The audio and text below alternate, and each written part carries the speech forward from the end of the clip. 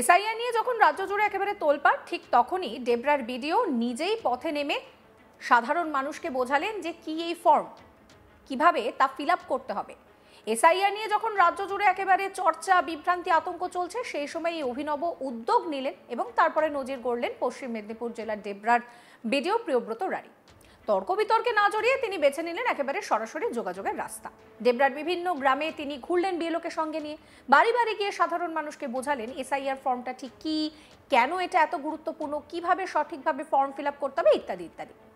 BDO তাদের কাছে গিয়ে জানতে চাইলেন যে ফর্ম পেয়েছেন কিনা, কোনো অসুবিধা হচ্ছে না তো। পরামর্শ দিলেন যে অসুবিধা হলে বিএলওকে জানাতে হবে। আগে আপনাদেরকে সেই ছবি দেখাই, দেখুন।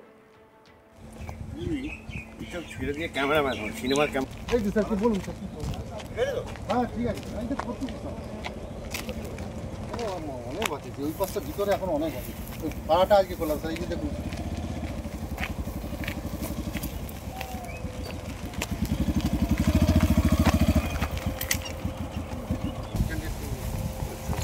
আমি একা আর ওই ছেলেটা আছে, দেখাচ্ছি ঘর, আমি যাচ্ছি।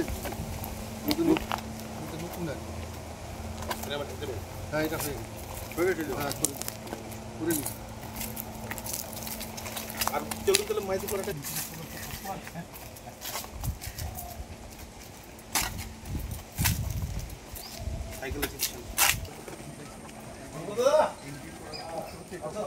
আসুন আসুন, 70টা ছিল 40 না। আসুন তাড়াতাড়ি, খেয়াল রাখছেন ভিডিও সাহেব এসছেন। আসুন, কি নামটা আমার? গুরুপুত মাইতি করে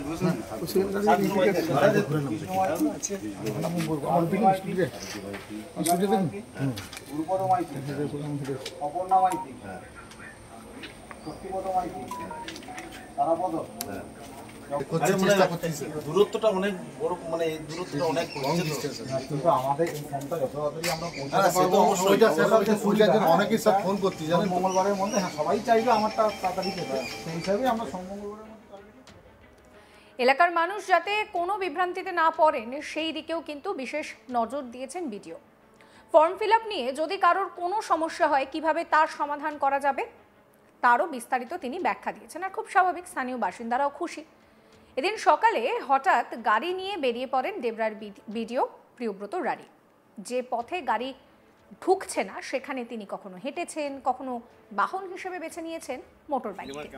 ডেবরা বিধানসভার বালিচক, দলুচক, হরিচরণ সহ একাধিক জায়গায় তিনি ঘুরলেন। বিডিওর পরামর্শ যে এই ফর্ম নিজেদের কাছেই রাখবেন, নির্দিষ্ট সময়ে বিএলও বাড়িতে আসবেন এবং এসে নিয়ে যাবেন।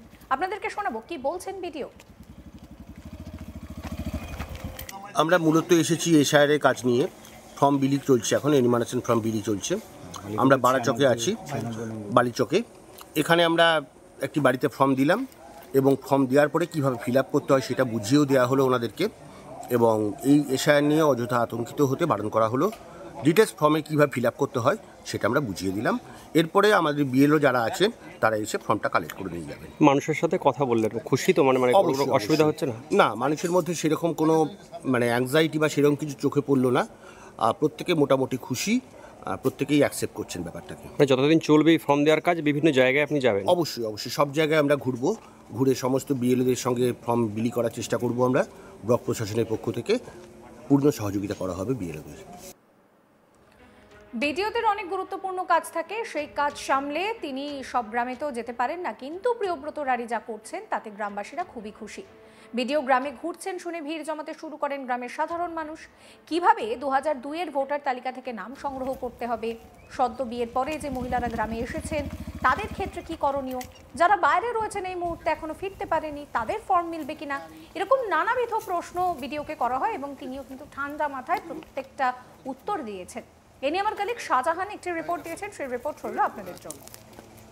এলাকাতে যখন এসআইআর এর ফর্ম বিলি নিয়ে নানান পক্ষপাতিত্বের অভিযোগ, বিএলওদের গড়িমসি, দুর্বলতা, একাধিক জিনিস সামনে আসছে, তখন দেখা গেল সকালে নিজের অফিস ছেড়ে বেরিয়ে গেলেন বিডিও এবং এলাকায় ঘুরে ঘুরে বিভিন্ন ভোটারদের বাড়িতে গিয়ে সেই ফর্ম তুলে দিচ্ছেন।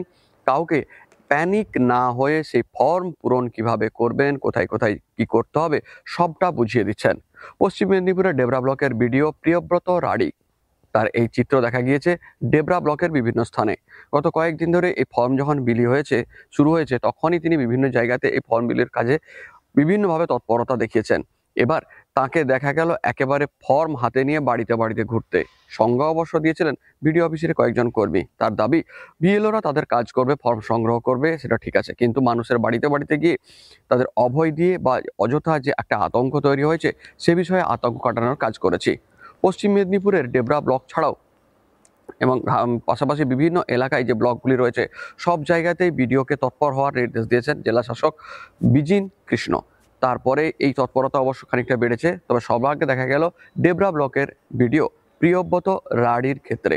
তিনি সেই ফর্ম বিলি করলেন, সকাল থেকে বিভিন্ন এলাকায় বাড়িতে বাড়িতে ঘুরে ফর্ম দিয়ে সাধারণ মানুষকে প্রথমেই বোঝানোর চেষ্টা করলেন এসআইআর এর ফর্ম, কিন্তু আতঙ্কিত হবেন না, শুধু কোথায় কি তথ্য দিতে হবে সেটা বুঝিয়ে তাদের হাতে ফর্মটা তুলে দিয়েছেন। প্রিয়ব্রত রাঢ়ী জানিয়েছেন মানুষের কাজ করবেন এবং বিএলওরাও তাদের ফর্মটা সংগ্রহ করবেন, কিন্তু একজন সরকারি আধিকারিক হিসেবে তার কর্তব্য এটা মনে হয়েছে, তাই তিনি বিভিন্ন জায়গায় ঘুরে তাদের হাতে সে ফর্ম দিয়েছেন এবং বোঝানোর চেষ্টা করেছেন যে কীভাবে পূরণ করতে হবে। সাধারণ মানুষ এই ফর্ম বিডিওর কাছে পেয়ে রীতিমতো যথেষ্ট খুশি এবং অস্বস্তি কাটল তাদের বলে মনে করছেন তারা। তাদের দাবি বিএলওরা যেভাবে ফর্ম দিয়ে যায় তার থেকে অনেক বেশি বিডিওর হাত থেকে নেওয়া ফর্ম তাদের প্রক্রিয়াটাকে সহজ বা সরল করে দিল। সব মিলিয়ে যেখানে বিভিন্ন জায়গাতে বিএলওদের কর্মদক্ষতা বা তাদের তৎপরতা নিয়ে প্রশ্ন উঠছে, সেখানে বিডিওর বাড়ি বাড়িতে গিয়ে এভাবে ফর্ম বিলি করা একটা নজির সৃষ্টি করলো, এটা বলা যেতেই পারে।